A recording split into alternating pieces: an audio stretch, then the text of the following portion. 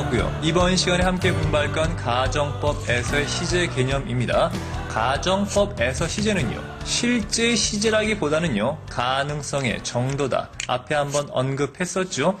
가능성의 정도. 이거 매우 중요한 개념입니다. 이 말이 뭘 뜻하는가? 바로 지금부터 두 개의 문장을 비교하면서 설명드리겠습니다. 먼저 아래쪽 화면을 통해서 두 개의 문장을 살펴보도록 하죠. Because she knows Jack, she can find him in the building. 자, 이 문장과 Because she knew Jack, she could find him in the building. 자, 이 두 개의 문장을 살펴보면 첫 번째는 knows와 can, 즉 동사의 현재형이 쓰였죠. 그녀가 잭을 알고 있기 때문에 지금 말입니다. 그녀가 잭을 찾을 수 있다는 얘기죠. 지금. 따라서 둘 다 현재형을 썼다는 건 바로 현재 사실을 뜻하고 있는 게 되겠죠. 하지만 아래쪽 거는 knows가 new로, can은 could로, 즉 동사가 과거로 바뀌었죠. 과거의 잭을 알고 있었기 때문에 과거의 그를 찾을 수 있었다라고 하는 당연한 과거의 사실을 말하고 있습니다. 지금처럼 우리가 알고 있는 일반적인 문장에서의 시제 개념은 동사가 현재형이면 현재 시제를, 동사가 과거형이면 과거 시제를 나타내는 게 당연합니다. 그렇다면 가정법에서의 시제 개념은 어떨까요? 일단 두 개의 문장을 살펴볼 텐데 말입니다. 위쪽과 비교하기 위해서 똑같은 예문을 그냥 쓰겠습니다. 다만 가정법이니까 접속사를 because가 아니라 if로 바꿔봐야겠죠. 자, 일단 두 개의 문장을 보도록 하죠. If she knows Jack, she can find him in the building. 자, 이 문장과 If she knew Jack, she could find him in the building. 자, 이 두 개의 문장 한번 확인해 보죠. 일단 위에 나온 문장과 똑같은데 접속사가 because에서 if로 바뀌었죠. knows와 can 둘 다 현재형 쓰고 있습니다. 다만 중요한 건 바로 앞에 if가 붙었다는 겁니다. 여기서 한 가지 언급하고 넘어가죠.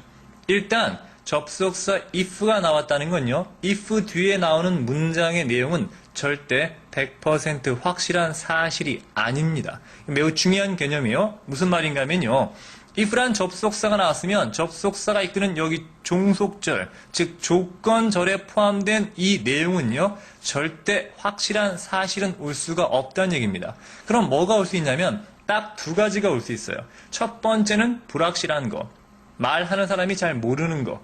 두 번째는 뭐예요? 말하는 사람이 분명히 알고 있지만 알고 있는 거에 반대 사실. 이렇게 두 가지만 올 수 있습니다. 이거 매우 중요한 개념인데 앞으로 자세히 설명드리겠습니다. 자, 일단 첫 번째 문장을 해석해 보면 말이죠.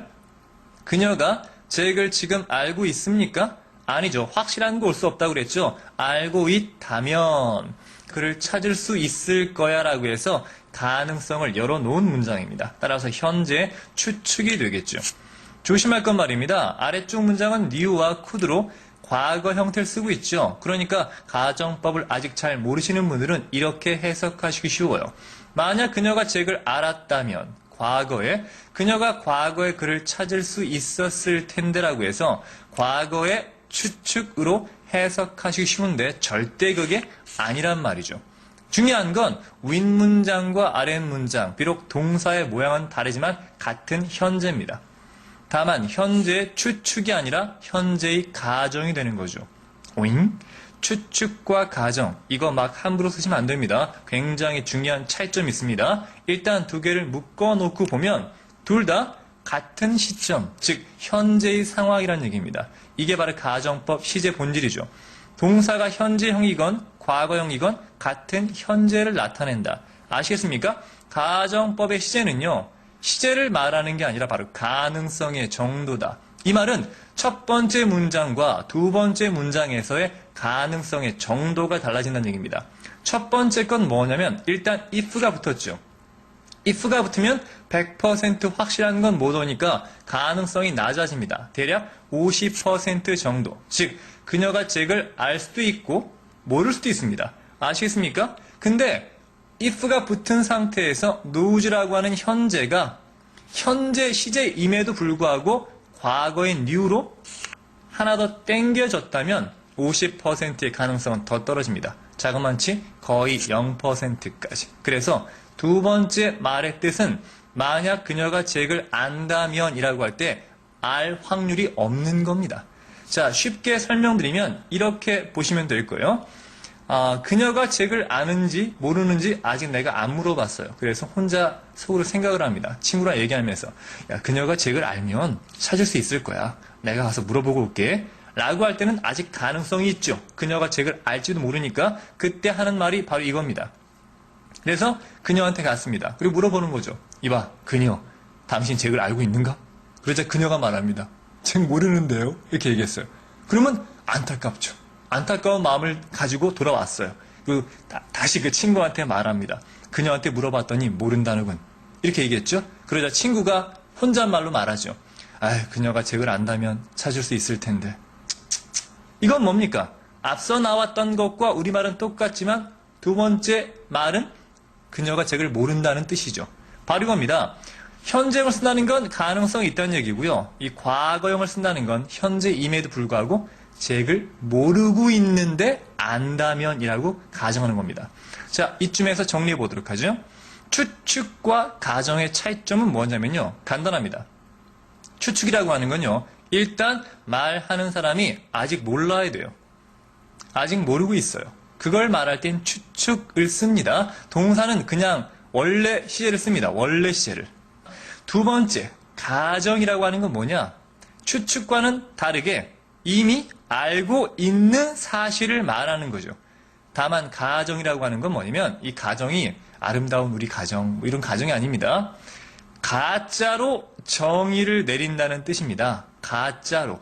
알고 있는 건 이건데 이걸 가짜로. 따라서 이미 알고 있는 내용을 어떻게? 가짜란 말은 즉 반대란 얘기죠. 반대로 한번 정의를 내려보는 게 가정입니다. 이거 굉장히 중요한 개념이에요. 따라서 그녀한테 물어봤더니 그녀가 뭐래요? 저는 잭을 몰라요. 이렇게 얘기했죠. 그럼 잭을 모른다는 걸 알고 있죠. 내가 알고 있는 사실을 어떻게? 반대로. 가짜로 가정해서 모르고 있는 그녀를 그녀가 안다면이라고 한번 정의해 본 겁니다. 이게 바로 가정이죠. 중요한 개념인데 이 개념이 어디에서 비롯된 것인가 하면 바로 앞에서 공부했던 조동사 있지 않습니까? 즉 조동사 시제 개념에서 파생된 겁니다. 두 개의 문장 잠깐 복습해 볼까요? 자, 기억나실 겁니다. 첫 번째 문장. Can you help me now? 자, 이 문장과 Could you help me now? 자, 이 두 개의 문장 보시면요. 둘 다 now라고 하는 바로 현재 시점 아닙니까? 현재 시점에 현재형 동사를 쓴다는 건 뭡니까? 그만큼 가능성이 열려 있다는 얘기입니다. 즉, 너가 나를 도와줄 가능성이 열려 있는 건 내가 알아. 그러니까 좀 도와줘라고 해서 첫 번째 문장은 굉장히 가까운 사이에 할 수 있는 그런 부탁이 되겠죠. 하지만 아래쪽 것처럼 현재임에도 불구하고 과거 동사를 물어본다는 건 나를 도와줄 가능성이 매우 낮다는 걸 내가 압니다. 힘들다는 거 알지만 어떻게 안 되겠습니까? 라고 하는 굉장히 공손한 부탁이 되겠죠. 따라서 우리가 알고 있는 영어는요. 원래는 그 존댓말이 없지 않습니까? 하지만 시제를 과거로 뺨으로써 존대에 가까운 표현을 할 수가 있습니다. 정리하면 둘 다 묶어서 바로 같은 시점, 즉 현재의 부탁이 되는 거죠. 자, 기억나십니까? 원래 시제보다 이 문장에선 원래 시제가 뭡니까? 바로 지금이겠죠? 현재입니다. 원래인 현재보다 하나 더 과거를 쓴다는 건 그 순간 그만큼 실현 가능성이 떨어진다는 걸 의미한다. 이거죠. 아시겠습니까? 따라서 이게 바로 가정법의 핵심 개념이라고 앞에 조동사 때 설명드렸었죠. 자, 기억나셔야 됩니다. 따라서 가정법의 시제는 한번 띄울까요? 실제의 시제라기보다는 바로 뭐다? 가능성의 정도다. 아시겠습니까? 실제 시제를 쓴다는 건 뭡니까? 아직 가능성이 있다는 거고요. 실제보다 과거로 쓴다는 건 가능성이 낮거나 없다는 걸 뜻합니다. 자, 이해가 되셨으면 좋겠고요. 사실 말입니다. 이 가정법을 공부하기 위해서 하나 더 비교할 게 있는데 그게 바로 직설법 개념입니다. 가정법은 시제를 더 과거로 쓰는 거고 직설법은 원래 시제에 맞게끔 그 시제를 쓰는 거죠. 따라서 다음 페이지 가서 이 직설법과 가정법을 한번 비교 설명해 드리겠습니다. 이왕 하는 거, 법의 종류 3가지 같이 보도록 하죠. 자, 다음 넘어갑니다.